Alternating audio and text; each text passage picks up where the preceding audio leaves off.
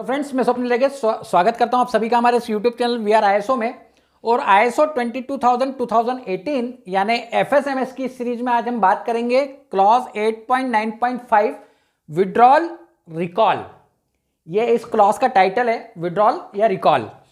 देखिए दोस्तों, पिछले वीडियो में हमने बात करी थी अनसेफ प्रोडक्ट की। जो हमारा पिछला क्लॉज था जिस पर हमारा लास्ट वीडियो हमने बनाया था वो बना था अनसेफ प्रोडक्ट को लेकर। जब भी कोई प्रोडक्ट आप बना रहे हैं और अगर वो नॉन कन्फर्मिंग बन जाए, नॉन कन्फर्मिंग प्रोडक्ट अगर बन जाता है, कोई भी प्रोडक्ट आप बना रहे हैं और अगर वो नॉन कन्फर्मिंग बन गया, मतलब वो as per requirement, as per standard वो नहीं बना, तो नॉन कन्फर्मिंग कहलाता है। ऐसा प्रोडक्ट हमेशा अनसेफ होगा। अनसेफ होगा टू कंज्यूम, कंज्यूम करने के लिए अनसेफ होगा, क्योंकि आप फूड प्रोडक्ट बना रहे हैं। तो जब भी कोई अनसेफ प्रोडक्ट बन जाता है, जब भी कोई नॉन कंफर्मिंग प्रोडक्ट बन जाता है, तो ये रिस्पॉन्सिबिलिटी होती है ऑर्गेनाइजेशन की कि उस अनसेफ प्रोडक्ट को वो उसको सही तरीके से हैंडल करे, उसे सही तरीके से वो ट्रीट करे, ताकि कहीं से भी वो किसी रूप में किसी के द्वारा कंज्यूम न कर लिया जाए। ठीक, ये रिस्पॉन्सिबिलिटी, ये जिम्मेदारी ऑर्गेनाइजेशन की है। अब मान लीजिए आपने कोई प्रोडक्ट बनाया, आपके ऑर्गेनाइजेशन ने कोई प्रोडक्ट बनाया, ठीक, और वो प्रोडक्ट जो था आपने मान लीजिए उसके 10 लॉट बनाए, ठीक, 10 लॉट बनाए आपने फूड प्रोडक्ट के, और उसमें से मान लीजिए 5 लॉट जो थे वो आपने अपनी ऑर्गेनाइजेशन से बाहर कर दिए, मतलब आपके प्रीमाइसेस से वो बाहर चले गए। ओके, अब आपको पता चला कि ये जो प्रोडक्ट था ये अनसेफ प्रोडक्ट बन गया था। ये जो लॉट था, ये जो 10 लॉट थे, ये अनसेफ लॉट हो गए थे, ये गलत प्रोडक्ट बन गए थे, ये नॉन कन्फर्मिंग प्रोडक्ट बन गए थे। मतलब ये कंज्यूम करने के लायक नहीं थे। मतलब कि अगर इन्हें किसी ने कंज्यूम कर लिया तो उसको नुकसान हो सकता है, उसकी हेल्थ पे इसका नेगेटिव इंपैक्ट पड़ सकता है। ठीक, अब आप क्या करेंगे, अब आपको क्या करना होगा, उसको लेकर आपको क्या काम करना है, ये बात ये क्लॉज आपको बताता है। तो ये क्लॉज क्या कहता है ऐसी कंडीशन में? ये क्लॉज कहता है कि जब भी कभी कोई ऐसा लॉट एंड प्रोडक्ट का तैयार हो जाता है और डिस्पैच हो जाता है, बाहर निकल जाता है, जो कि अनसेफ है, तो ऑर्गेनाइजेशन की ये रिस्पॉन्सिबिलिटी है कि वो ऐसे अनसेफ लॉट को, ऐसे अनसेफ एंड प्रोडक्ट को वापस बुलवाए, उसको रिकॉल कराए, उसे विड्रॉल कराए। ठीक, मतलब जो आपकी ऑर्गेनाइजेशन से जो 5 लॉट अनसेफ प्रोडक्ट के चले गए थे बाहर, आपकी ये रिस्पॉन्सिबिलिटी है कि आप उन्हें वापस बुलवाएं। ऑर्गेनाइजेशन की रिस्पॉन्सिबिलिटी है कि वो इन्हें वापस बुलवाएं। और ये काम कौन करेगा? ये काम कोई ऐसा वैसा व्यक्ति नहीं कर सकता। इसके लिए आपको एक कंपिटेंट पर्सन चाहिए, एक कंपिटेंट पर्सन जिसे आपने असाइन किया हो, ऑर्गेनाइजेशन ने एक कंपिटेंट पर्सन इसके लिए रखा हो और उसको ये अथॉरिटी हो कि वो इस तरह की एक्टिविटी को परफॉर्म कर सके, मतलब वो रिकॉल करवा सके। उसके पास ये राइट होना चाहिए, अथॉरिटी होना चाहिए कि कोई अनसेफ प्रोडक्ट अगर वो बन गया है और वो मार्केट में जा चुका है, मार्केट में ना सही आपके प्रीमाइसेस से बाहर जा चुका है, तो जहां भी वो गया है वहां से वो उसे वापस बुलवाए। ठीक, तो ये काम करना होगा, ये बात इस क्लॉज में बतलाई गई है। अब देखिए, अभी हमने बात करी थी कि आपने 10 लॉट तैयार कर लिए थे, आपने 10 लॉट तैयार करे, 5 लॉट आपके प्रीमाइसेस से बाहर चले गए। इसका मतलब यह है कि 5 लॉट अभी भी आपके ऑर्गेनाइजेशन में है, तो ये भी अनसेफ है।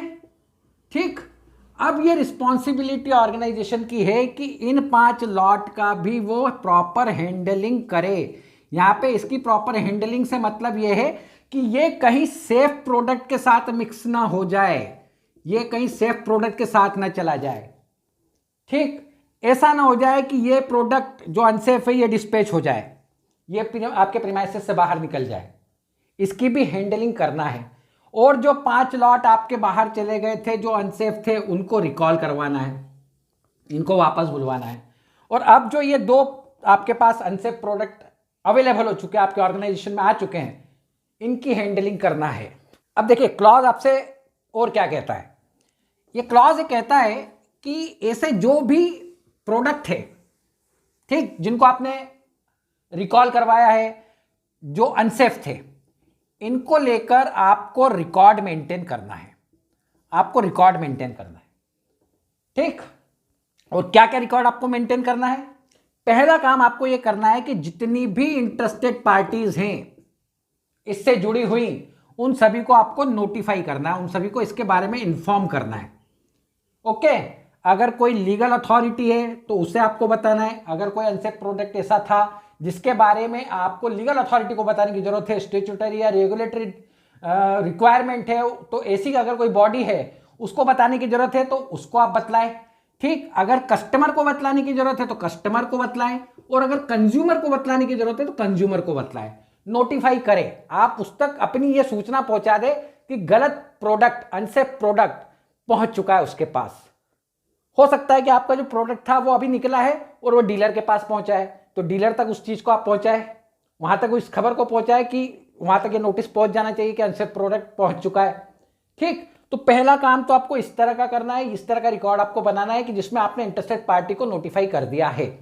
ठीक, दूसरा क्या काम आपको करना है कि आपको जो एंड प्रोडक्ट है जो बाहर चला गया है अनसेफ, जो अनसेफ एंड प्रोडक्ट जो बाहर चला गया है वो लॉट, और प्लस आपके पास जो स्टॉक में लॉट पड़ा हुआ है अनसेफ प्रोडक्ट का, उन दोनों की हैंडलिंग करना है।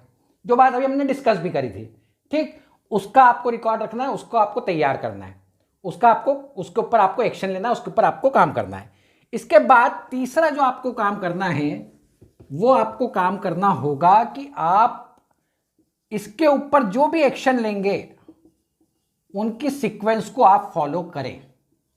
ठीक, मतलब आपको सीक्वेंस फॉलो करनी है कि क्या एक्शन ली जाएगी, किस तरह से एक्शन ली जाएगी रिकॉल की एक्टिविटी पर। आपने पिछला वीडियो अगर देखा हो तो जो नॉन कन्फर्मिंग प्रोडक्ट वाला जो हमने वीडियो बनाया था उसमें हमने बताया है कि किस तरह से क्या एक्शन लिया जाता है। उन एक्शंस को, उन सीक्वेंस को आपको फॉलो करना है। ठीक, और उसके रिकॉर्ड आपके पास होने चाहिए। तो ये बात इस क्लॉज में और कही गई है। अभी क्लॉज खत्म नहीं हुआ है, अभी वीडियो खत्म नहीं हुआ है, और भी बातें हैं।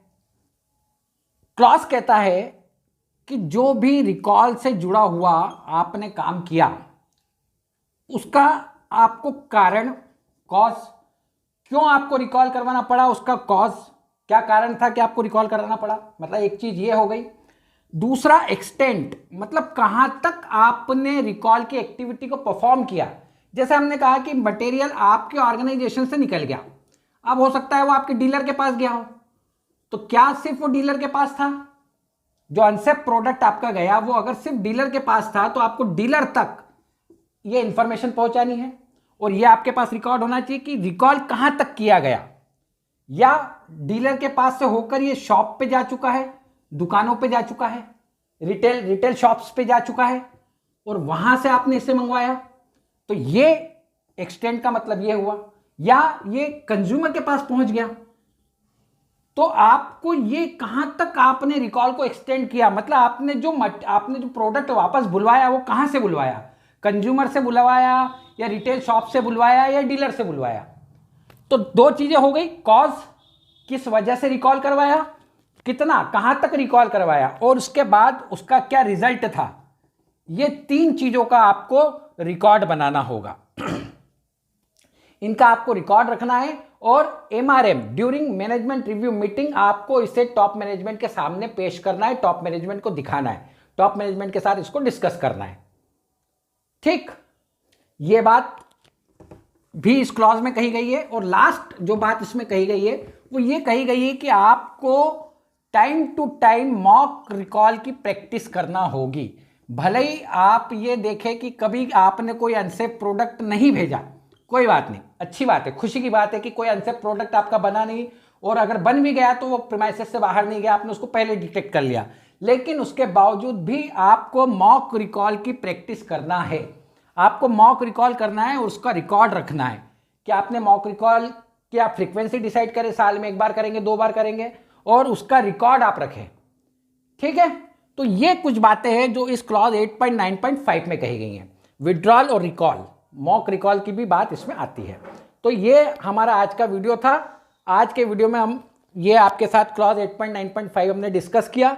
8.9 क्लॉज कंप्लीट हो चुका है। अगले वीडियो में अगले क्लॉज को डिस्कस करेंगे। तब तक के लिए थैंक यू वेरी मच।